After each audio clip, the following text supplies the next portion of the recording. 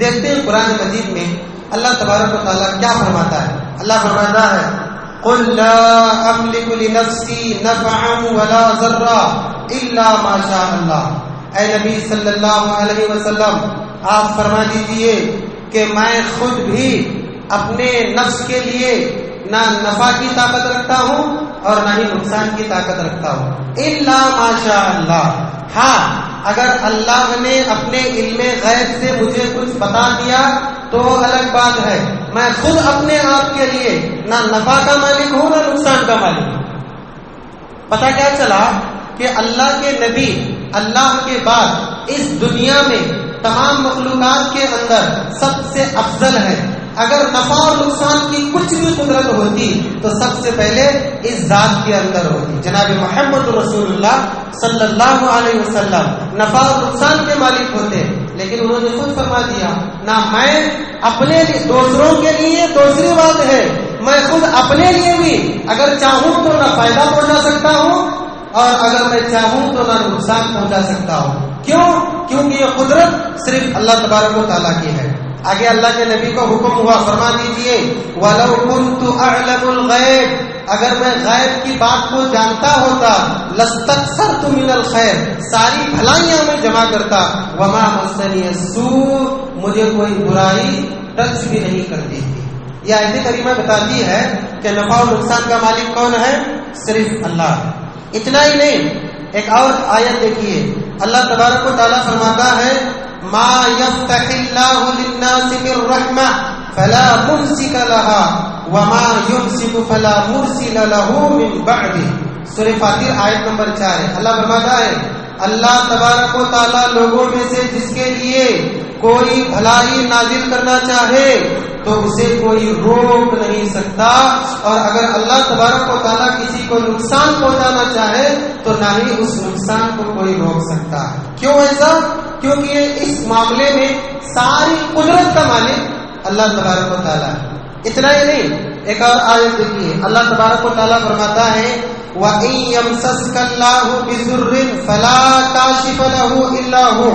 اے نبی صلی اللہ علیہ وسلم بتا دیجئے کہ اگر اللہ تبارک و تعالیٰ تمہیں کچھ نقصان پہنچانا چاہے اور اللہ نقصان پہنچا بھی دے فَلَا كَاشِفَ لَهُ إِلَّا هُوَ، تو اس نقصان سے وہی بچائے گا جس نے تم کو نقصان پہنچایا ہے. کس کی طرف سے یہ ضرر ہوا، نقصان ہوا؟ اللہ کی طرف سے. اب اس کو دور کون کرے گا؟ صرف اللہ کرے گا. آگے اللہ فرماتا ہے وَإِن يُرِدْكَ بِخَيْرٍ فَلَا رَادَّ لِفَضْلِهِ، اور اگر وہ تمہارے ساتھ کچھ بھلائی کرنا چاہے تو اس بھلائی کو، اس کے فضل کو اس کے علاوہ کوئی لوٹا نہیں سکتا. یہ آیت کریمہ صاف بتاتی ہے کہ نفع اور نقصان کا مالک صرف اللہ ہے. ایک ذرہ برابر بھی انسان کو اگر فائدہ پہنچتا ہے تو اللہ کی طرف سے پہنچتا ہے، اور ایک ذرہ برابر بھی اگر انسان کو کوئی نقصان پہنچتا ہے تو وہ بھی اللہ کی طرف سے پہنچتا ہے.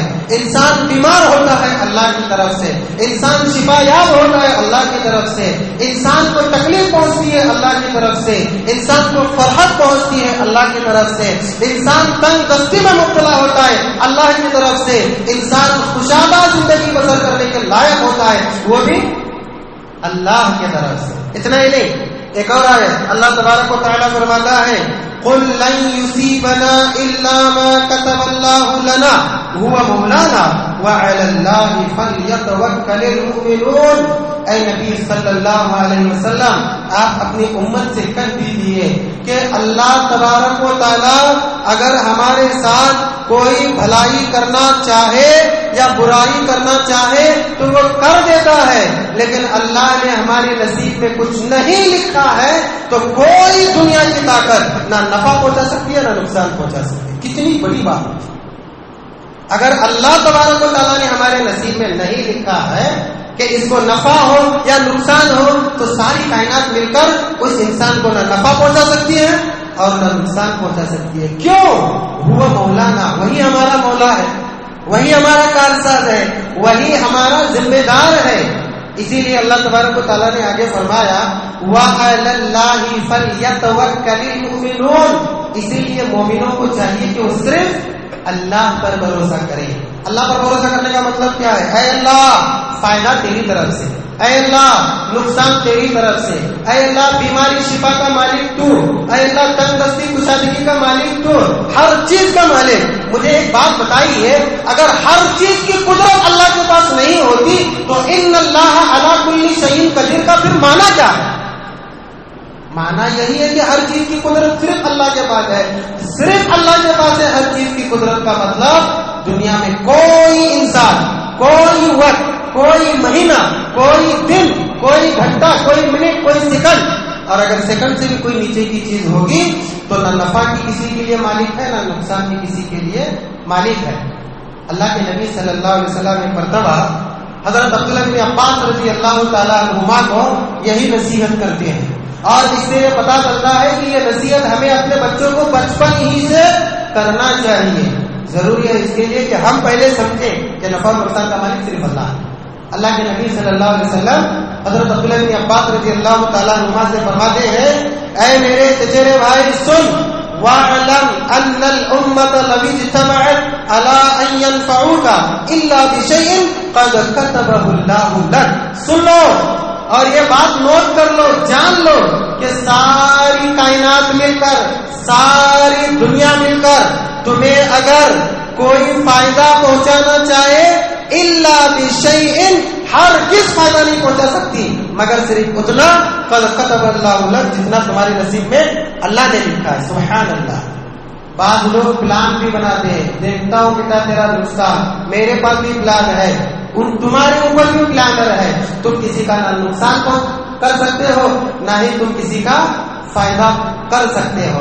اس سے ایک نکتے کی بات یہ بھی نکلی کہ اگر کسی کا دکان ہے اور اس کے سامنے ویسا ہی دکان اگر سامنے والا کوئی دوسرا انسان کھول رہا ہے تو وہ کھولنے دو، لیکن تم کھولو نہ۔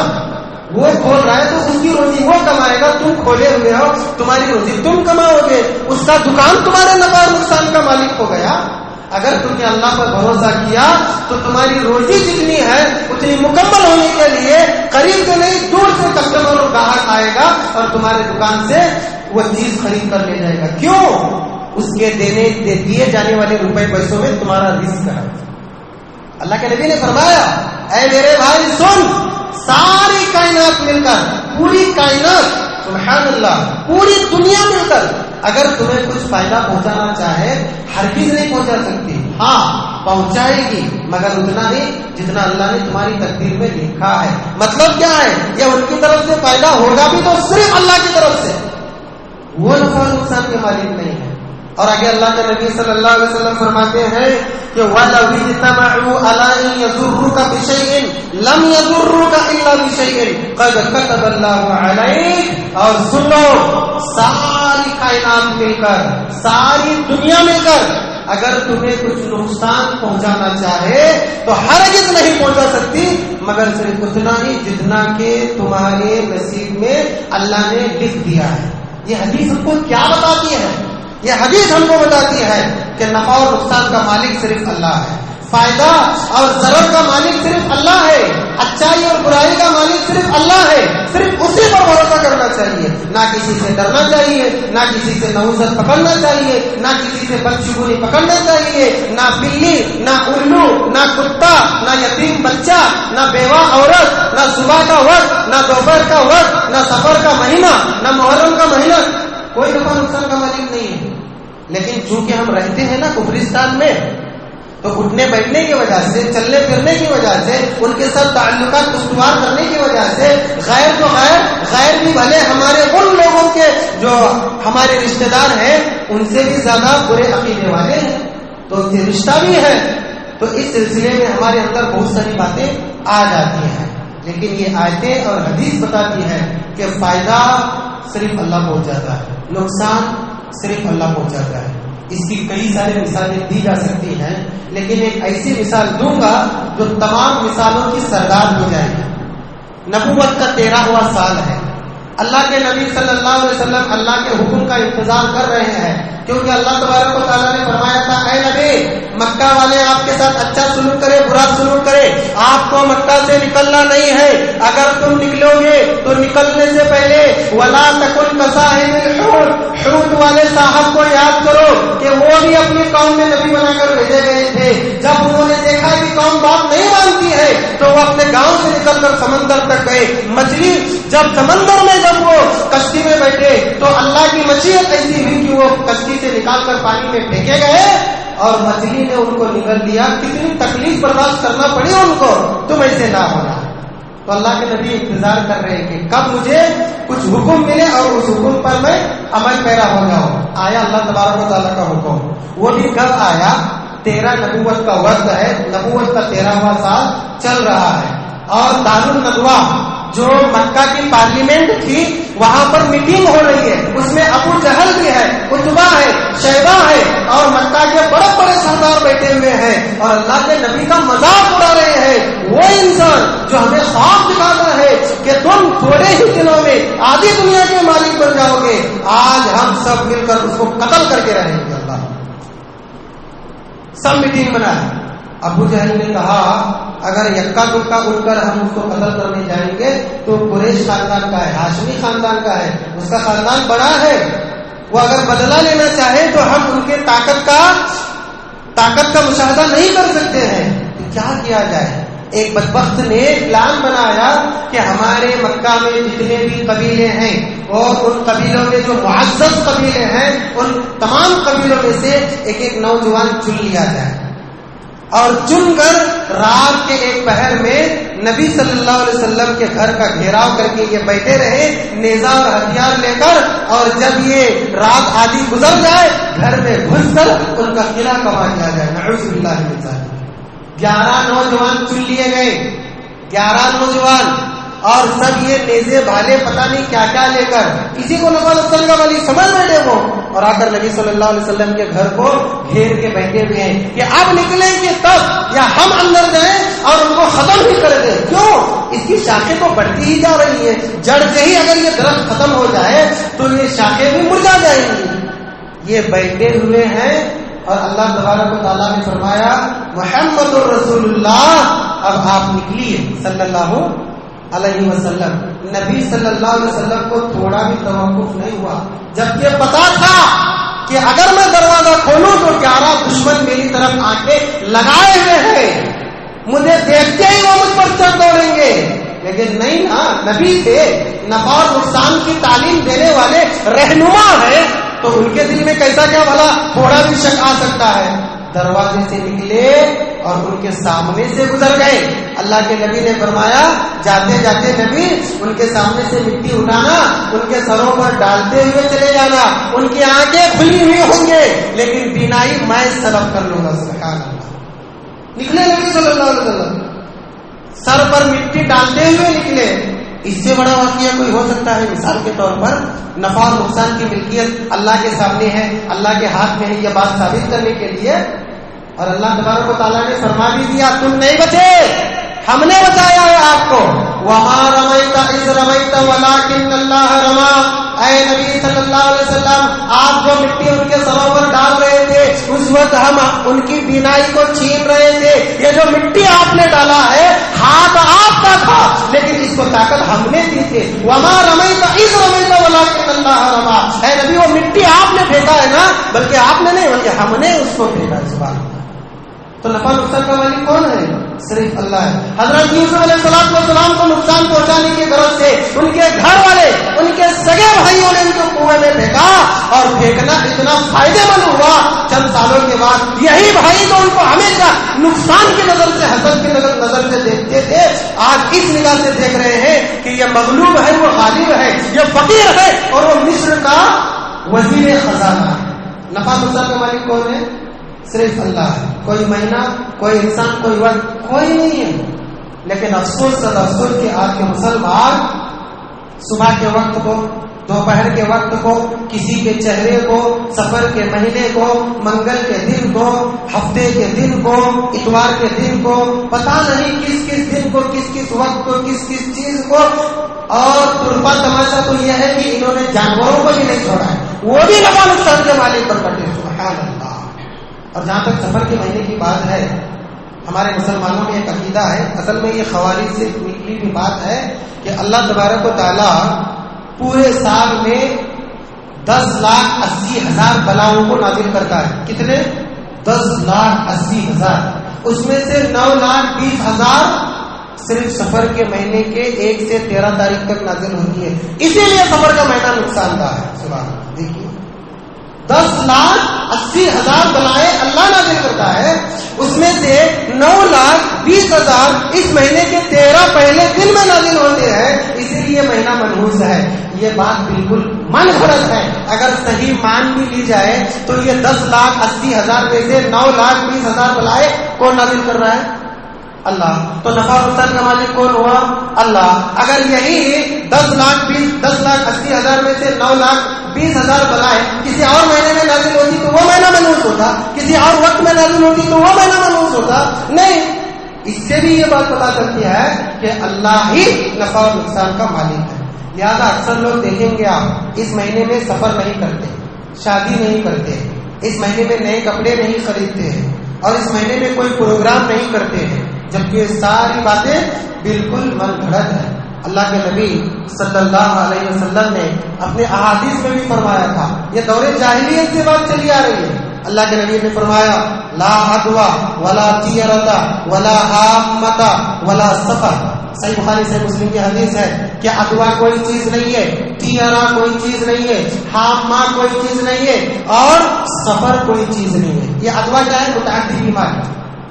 کورونا پھیلتا ہے نا تو وہ ہے، یعنی کوئی بیماری اپنے آپ سے نہیں پھیلتی ہے، ہاں پھیلتی بھی ہے تو وہ اللہ کے حکم سے پھیلتی ہے. اس کے اگر سمٹمز کے اندر اللہ نے یہ کوئی طاقت رکھی ہے تو وہ سمٹمز کے ذریعے بیماری پھیلتی ہے، لیکن اس سمٹمز ان نشانیوں کے اندر بھی اگر پھیلنے کی طاقت ہے تو وہ بھی اللہ کی طرف سے ہے. اس حدیث کا بعض لوگوں نے غلط مطلب نکال لیا ہے کہ یہ کورونا کی بیماری پھیلتی نہیں، جس کو ہے اسی کو رہتی ہے. ایسا نہیں ہے، پھیلتی ہے لیکن خود نہیں، اللہ کی طرف سے پھیلتی ہے. لا عدوى، کوئی متعدی بیماری پھیلنے والی نہیں ہوتی ہے. ولا طیرہ، اور نہ ہی کوئی چیز منحوس ہوتی ہے، نہ ہی کسی چیز سے نحوست پکڑی جا سکتی ہے. یہ طیرہ کیا ہے؟ گزشتہ زمانے میں دور جاہلیت میں لوگ کیا کرتے تھے کہ اگر انہیں کچھ سفر میں جانا ہو، کچھ کام کے لیے جانا ہو، صبح صبح نکلتے تھے اور گھر کے باہر آ کر پرندہ اڑاتے یا جو تیر ہوتے ہیں ان کو ایسا پھینک دیتے تھے، فال نکالنے کے لیے پھینک دیتے تھے. اگر پرندہ دائیں جانب چلا گیا وہ ہمارا کام اچھا ہو گیا، اگر بائیں جانب چلا گیا نہیں سفر کو نہیں جانا، نقصان ہے. اب پرندے کو بھی معلوم ہو گیا کہ کس میں نقصان ہے کس میں فائدہ ہے. کتنا برا عقیدہ آج بھی ہے. لوگوں کو ہاتھ دکھا کر نصیب دکھا کر پتا نہیں برقعے پہن کر داڑھی رکھ کے ٹوپی پہن کے جاتے ہیں. پہلے زمانے سے یہ نحوست چلی آ رہی ہے.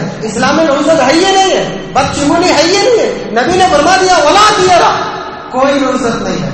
بتائیے کہ اگر پرندہ ادھر گیا تو اچھا ہو، ادھر سامنے گیا تو کیا کریں گے، یا اڑائی نہیں تو کیا کریں گے؟ اللہ نے فرمایا. اور ایسے فال نکالنے کے لیے وہ تیر پھینک دیتے تھے، 4-5 تیر ایسے ملا کر، اگر ان کے منشا کے مطابق تیر دیتے، ان کے منشا کے مطابق. سب سے نفع و نقصان کا عقیدہ بھی انہوں نے ہی بنایا ہے، اسی لیے یہ کمزور کوئی چیز نہیں. ولا حامہ، اور پرندے جو گھروں کے اوپر پکارتے ہیں خاص کر کے الو وغیرہ، اس سے بھی کوئی نفع و نقصان نہیں ہوتا ہے. ولا سفر، اور نہ ہی سفر کوئی نحوست کی چیز ہے.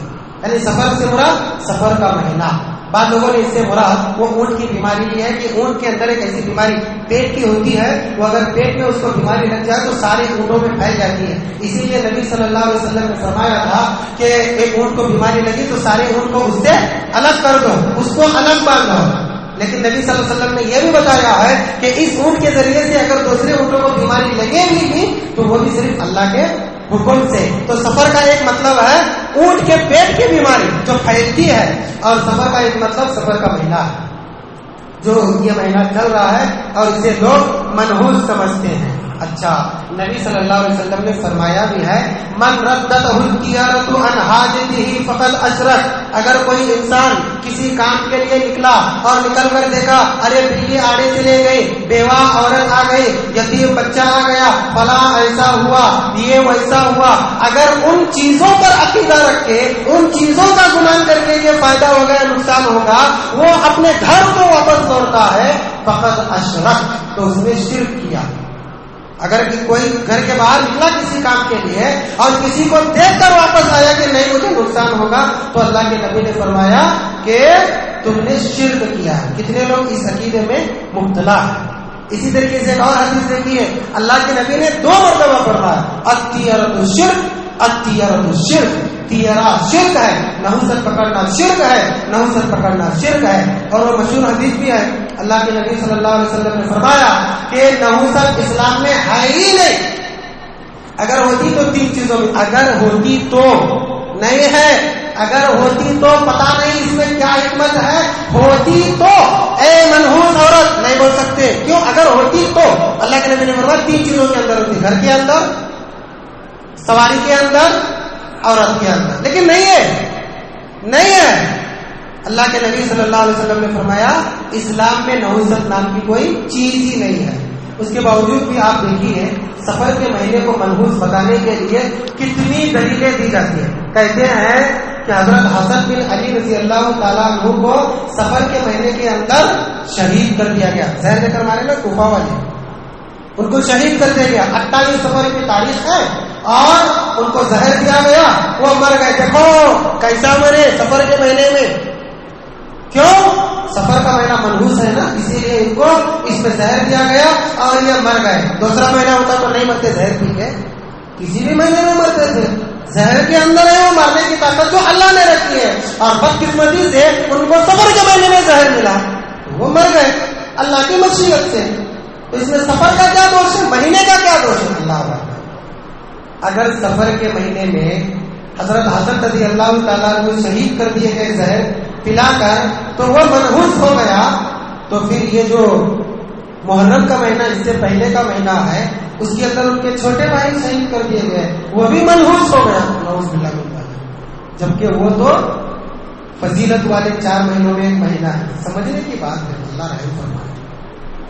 اور اللہ کے نبی صلی اللہ علیہ وسلم کے بارے میں کہتے ہیں ہمارے اہل سنت والجماعت ہمارے بھائی ہیں، عقیدہ گھڑتے ہیں اور دلیلیں دیتے ہیں، قرآن حدیث سے تو معلوم نہیں ہے، ایسی دلیلیں دیتے ہیں۔ کہتے ہیں اللہ کے نبی صلی اللہ علیہ وسلم جب حج کر کے واپس آئے، راستے میں سفر کے مہینے میں آپ کو بیماری لگی، سفر کے مہینے میں آپ کو بیماری لگی، یہ واقعہ تو صحیح ہے، 2 ڈھائی مہینے لگتے تھے مکہ سے مدینہ آنے اور واپس جانے کے لیے، کیونکہ اس وقت فاسٹ سفر کا کوئی انتظام نہیں تھا۔ ذوالحجہ کے مہینے میں حج کر کے نبی صلی اللہ علیہ وسلم نکلے اور آتے سفر کا مہینہ اینڈنگ ہو رہا تھا، اور راستے میں اللہ کے نبی صلی اللہ علیہ وسلم بیمار پڑ گئے، اور یہ بیماری اتنی طول پکڑی کہ ربیع الاول کے مہینے میں 12 تاریخ کو نبی صلی اللہ علیہ وسلم اس دنیا فانی سے کوچ کر گئے، انا للہ و انا الیہ راجعون۔ تو دیکھیے کون سے مہینے میں لگی نبی کو بیماری؟ سفر کے مہینے میں لگی۔ اچھا زندگی کی بیماری بڑی ہے یا موت والی بیماری بڑی ہے؟ بیماری بھی ایک نقصان ہے، ایک درد ہے، اور موت بھی ایک درد ہے، تو پھر موت والی بیماری بڑی ہے یا یہ زندگی کا جو مرض ہے وہ بڑا ہے؟ ظاہر سی بات ہے موت والی بیماری بڑی ہے۔ سفر کے مہینے میں زندگی کی مرض لاحق ہوا تو سفر کا مہینہ منحوس ہوا، تو ربیع الاول کا مہینہ جس میں وفات پا گئے تھے یہ تو بڑا منحوس ہو گیا، جبکہ یہ منحوس نہیں، یہ عید میلاد النبی منانے کا مہینہ ہے، خوشیاں منانے کا، اسے بھی نحوست مان لینا نا، اسے بھی منحوس سمجھ لینا چاہیے۔ نہیں، اگر کسی کی موت اور کسی کی حیات سے کوئی مہینہ منحوس بتانا چاہتا تو حضرت علی رضی اللہ تعالیٰ عنہ رمضان المبارک کے مہینے کے 19ویں تاریخ کو فجر کی نماز کے وقت زہر والے خنجر سے مار کر شہید کر دیے گئے۔ عبد الرحمن بن ملجم بدبخت نے آپ کو شہید کر دیا، تو رمضان کا مہینہ بھی کیا ہو گیا؟ منحوس ہو گیا. چلیے حضرت ابوبکر صدیق رضی اللہ تعالیٰ عنہ کے علاوہ حضرت عثمان غنی رضی اللہ تعالیٰ عنہ 27 ذی الحجہ کو شہید کر دیے گئے. حضرت عمر رضی اللہ تعالیٰ عنہ بھی ذی الحجہ کے مہینے کے اندر شہید کر دیے گئے. اگر حضرت عمر رضی اللہ تعالیٰ عنہ عثمان غنی رضی اللہ تعالیٰ عنہ کو نہ مانا جائے تو حضرت حسن حسین ان کی شہادت کی وجہ سے یہ مہینے منحوس ہوئے, تو ان کے والد حضرت علی رضی اللہ تعالیٰ عنہ کو رمضان میں شہید ہوئے, وہ بھی مہینہ منحوس نہیں. ایسا نہیں ہو سکتا. اگر منحوس گردانا جائے تو ہر مہینے میں کسی نہ کسی صحابی کی شہادت ہوئی ہے, کسی نہ کسی اچھے انسان کی شہادت ہوئی ہے, کسی نہ کسی اچھے انسان کی موت ہوئی ہے. کوئی مہینہ نہ نقصان دے سکتا ہے نہ فائدہ دے سکتا ہے. صرف اللہ کی ذات ایسی ہے جو فائدہ دے سکتی ہے اور نقصان دے سکتی ہے. پھر ہم لوگ سوچتے ہیں یہ بیماریاں کیوں آ رہی ہیں, سفر کے مہینے میں ہی ایسا کیوں ہوتا ہے, سنیچر کے دن ہی ایسا کیوں ہوتا ہے, فلاں وہ بیوہ عورت کو دیکھنے کے بعد ہی ایسا کیوں ہوتا ہے, یہ بلی آڑے گئی تو ہی ایسا نقصان کیوں ہوتا ہے. یہ تمہارا عقیدہ ہے, ہوتا ضرور ہے لیکن اس لیے ہوتا ہے, یہ تمہارا عقیدہ ہے. کس لیے ہوتا ہے یہ اللہ نے بتایا. سمجھ میں آیا پوائنٹ؟ کس لیے ہوتا ہے اللہ نے بتایا, اس لیے ہوتا ہے یہ تمہارا عقیدہ ہے. اچھا یہ جو نقصانات ہوتے ہیں نا, بیماریاں آتی ہیں, بزنس میں نقصان ہوتا ہے اور گھروں میں بہت سارے نقصانات ہوتے ہیں, اختلاف وغیرہ, یہ ساری چیزیں ہوتی کیوں ہیں؟ مہینے کی وجہ سے, دن کی وجہ سے, کسی کا چہرہ دیکھنے کی وجہ سے, یتیم بیوگی کی وجہ سے, جانوروں کی وجہ سے نہیں. کیوں ہوتا ہے وہ بات پیش کر کے میں اپنی بات کو ختم کر دوں. اللہ تبارک و تعالیٰ نے قرآن مجید میں فرمایا ہے وَلَوْ أَنَّ أَهْلَ الْقُرَىٰ آمَنُوا وَاتَّقَوْا لَفَتَحْنَا عَلَيْهِمْ بَرَكَاتٍ مِّنَ السَّمَاءِ وَالْأَرْضِ وَلَٰكِنْ كَذَّبُوا فَأَخَذْنَاهُمْ بِمَا كَانُوا يَكْسِبُونَ. شعیب علیہ السلام کی ایک بستی ہے, 2-3 جمعہ پہلے شاید میں نے اپنے سامنے ان بستی والوں کا ذکر کیا بھی تھا. شعیب علیہ السلام کی بستی کو اللہ تبارک و تعالیٰ نے عذاب میں مبتلا کیا, چیخ والا عذاب, زوردار چیخ آئی, سب چیخ کو کتاب نہ لا کر مر گئے, فنا ہو گئے, برباد ہو گئے. تو اللہ تبارک و تعالیٰ نے اسی بستی کی طرف اشارہ کر کے کہا ہے وَلَوْ أَنَّ أَهْلَ الْقُرَىٰ, اگر وہ بستی والے آمنوا صحیح معنی میں ایمان لے آتے, وَاتَّقَوْا اور تقوی والے بنتے, لَفَتَحْنَا عَلَيْهِمْ بَرَكَاتٍ مِّنَ السَّمَاءِ وَالْأَرْضِ, تو ہم آسمان و زمین کے ساری برکت کے دروازے کھول دیتے. ایمان اور تقوی والے ہوتے تو پتہ کیا چلا, ایمان اور تقوی نیک عمل ہے, نیک عمل سے فائدہ ہوتا ہے اور نقصان اس کے برخلاف بد عمل سے نقصان ہوتا ہے. اللہ تبارک و تعالیٰ نے فرمایا وَلَٰكِنْ كَذَّبُوا, لیکن انہوں نے جھٹلایا, نافرمانی کی, نبیوں کی تکذیب کی, فَأَخَذْنَاهُمْ بِمَا كَانُوا يَكْسِبُونَ, تو ہم نے ان کے گناہوں کے سبب ان کو پکڑ لیا.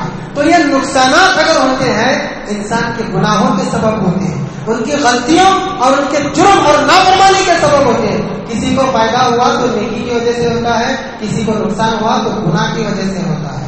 کسی کو اگر کوئی برکت ملے تو کسی نیک عمل کی وجہ سے, کوئی اگر بے برکتی کا شکار ہوا تو اس کے بد عملی کی وجہ سے. تو اچھائی نفع دیتی ہے اور برائی نقصان دیتی ہے. کس کی طرف سے؟ اللہ کی طرف سے. ایک اور آیت دیکھیے, پیش کر کے بات کو ختم کر دو. اللہ تبارک و تعالیٰ فرماتا ہے ظہر الفساد فی البر والبحر بما کسبت ایدی الناس لیذیقہم بعض الذی عملوا لعلہم یرجعون. خشکی اور تری میں جو بھی فساد برپا ہوتا ہے, زمین اور پانی میں, سمندروں میں زلزلے آئے, سونامی لہر آئی, زمین پھٹے, بیماریاں ہوئے, اختلاف ہوا, لڑائی جھگڑے, جنگ و جدال, یہ جو بے سکونی بے اطمینانی کا ماحول پیدا ہوتا ہے, یہ صرف اور صرف انسانوں کی ہاتھوں کی کمائی کا نتیجہ ہے. ظاہر الفساد فی البر والبحر, خشکی اور تری میں جو فساد ظاہر ہوتا ہے, بما کسبت ایدی الناس, وہ لوگوں کے ہاتھوں کی کمائی ہے. اور اللہ تبارک و تعالیٰ یہ فساد اس لیے برپا کرتا ہے لیذیقہم بعض الذی عملوا, تاکہ لوگوں کے برے اعمال کا بعض مزہ اللہ دنیا ہی میں چکھائے. لعلہم یرجعون, یہ چکھانا کیا ہے؟ مقصد یہ ہے کہ عذاب چکھ کے وہ اللہ کی طرف پلٹ جائیں.